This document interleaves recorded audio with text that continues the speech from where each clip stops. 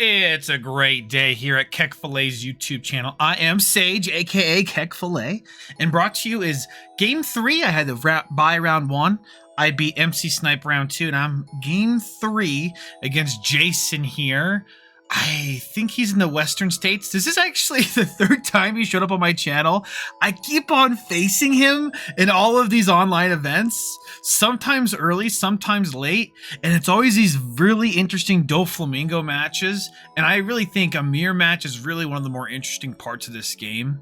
I lost to him last time, and I did lose a die roll, but this time I won the die roll, and I do a fucking fist pump!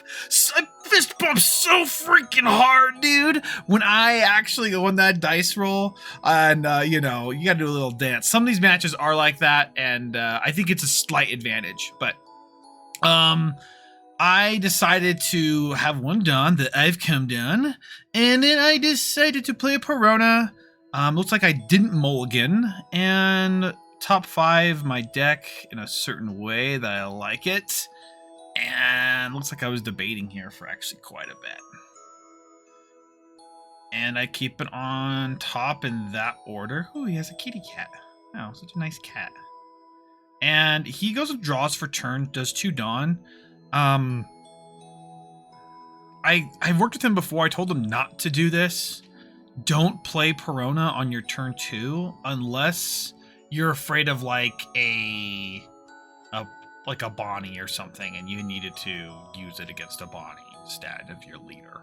So, I've worked with him online before about what to do, and this is one of the main things I would suggest. First of all, don't play the Perona on turn 1. Wait till you have 4 Dawn and do it on your second turn, unless you're going to play something on your 4 Dawn turn. So, but he ends up playing that and the blocker, so now he has 4 cards in hand, and I just use my skill right away and just play Sakuma, attacking him for 7. He decides to take it, interestingly enough, and then go back up. So now he's back at 6 cards in hand, 4 Dawn, and this is where things just kind of got bad.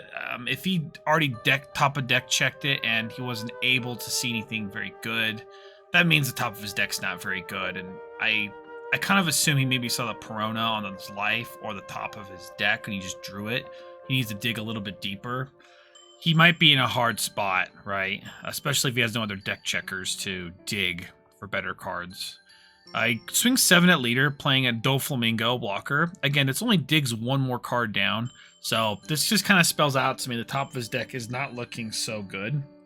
And he swings 7, most likely at my leader. Oh no, at the Kuma. I didn't have a Pacifista in hand. I'm not going to give him 3k counter for it because I don't know if a Pacifist is coming. So I let that die. I go 7 at his leader, playing a Doflamingo blocker. Looks like I'm in not the best situation placing that, but yeah, it is what it is, I suppose.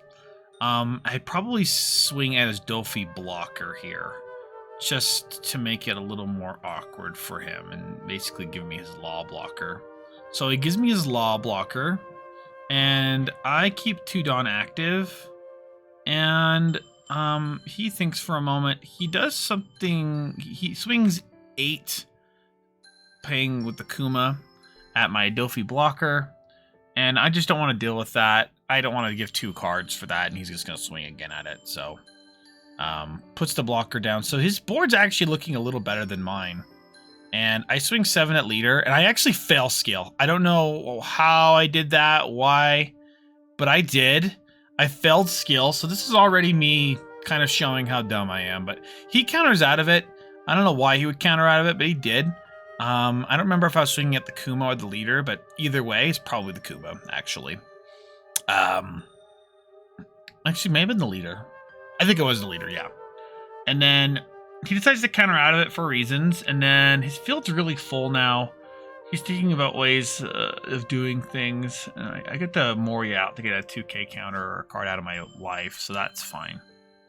So, actually, I grabbed the Kuma out of my life, because I guess I drew 2 Pacifistas, and I kind of want one. So, I give him a 2k counter for the 5k attack. Then he swings for 5 again with his Kuma.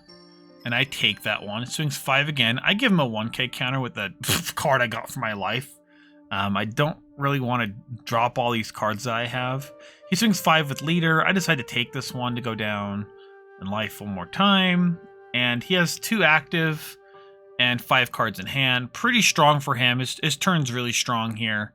And I can't exactly really attack his board, but I definitely want to just put pressure on his cards. I swing 5 at the Kuma, and maybe I swung 5 at leader actually, because I want to bottom deck this Kuma. So I'm fine bottom decking a Pacifista if he calls it. So I'm eating his hand as well. So I probably go 5. It looks like I went either at the leader or the Kuma, but he ends up just using that to draw a card because he wants to get the value out of the Love Mellow, the 2 Dawn.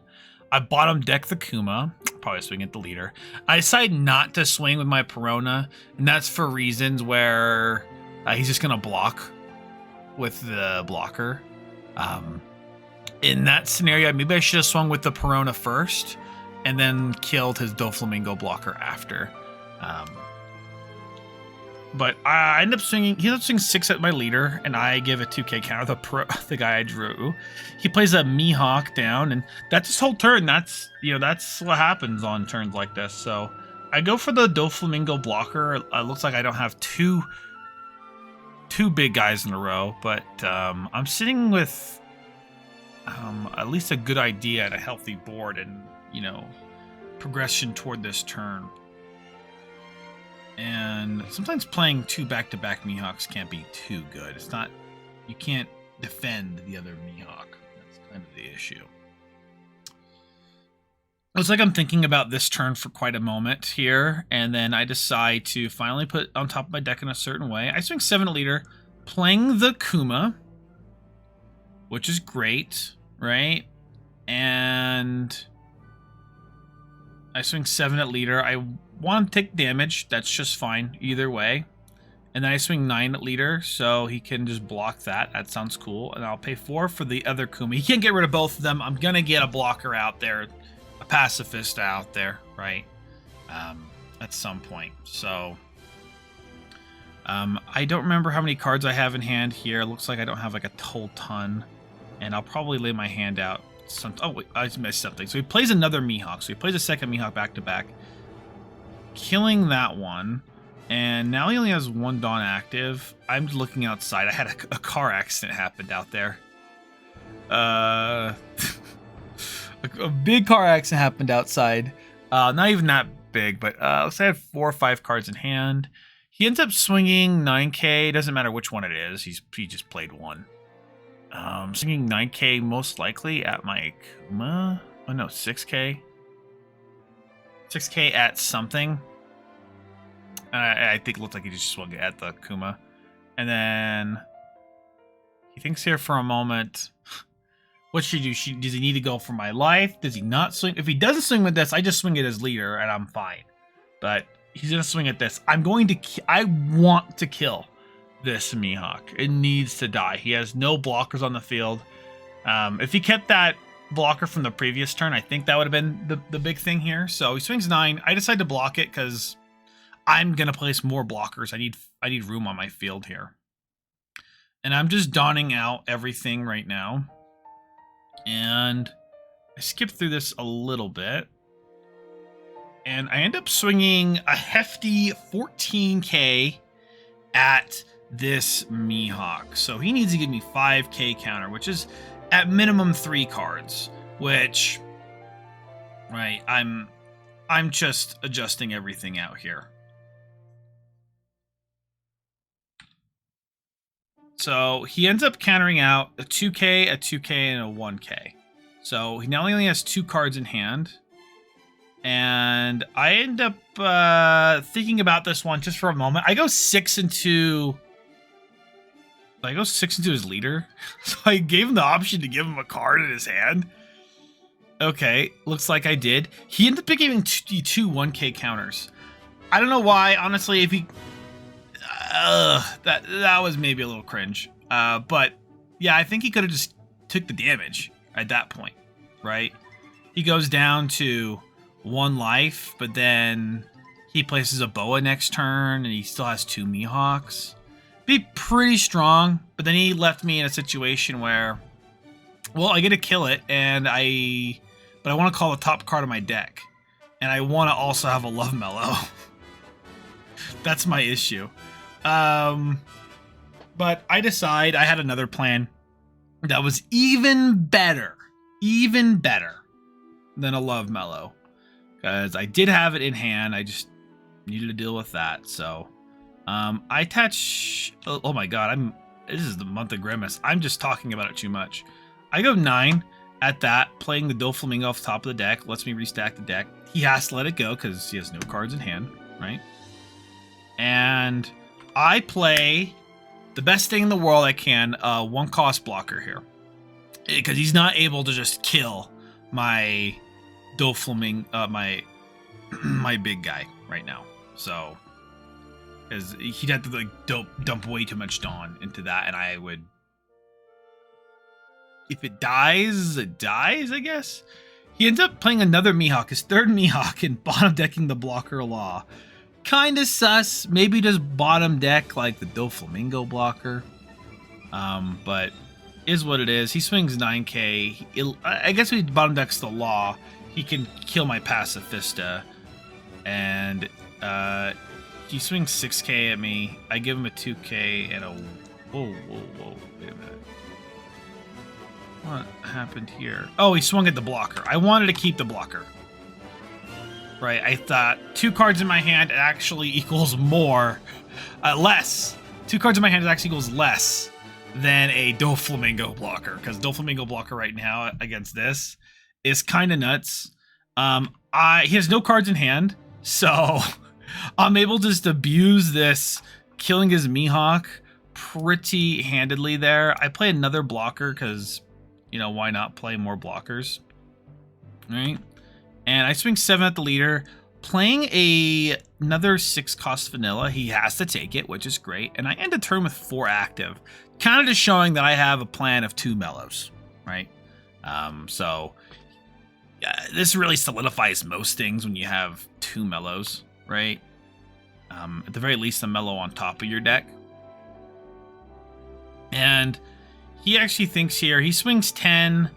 I think he swung 10 at, oh yeah, he swung 10 at the Moria. So I overcounter for 12.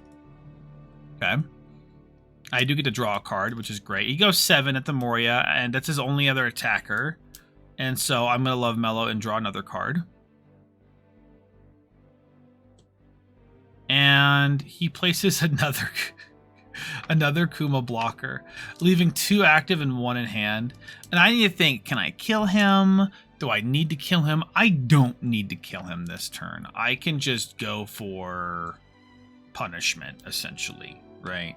So I talk things out quite a bit. If anyone's ever like played against me before.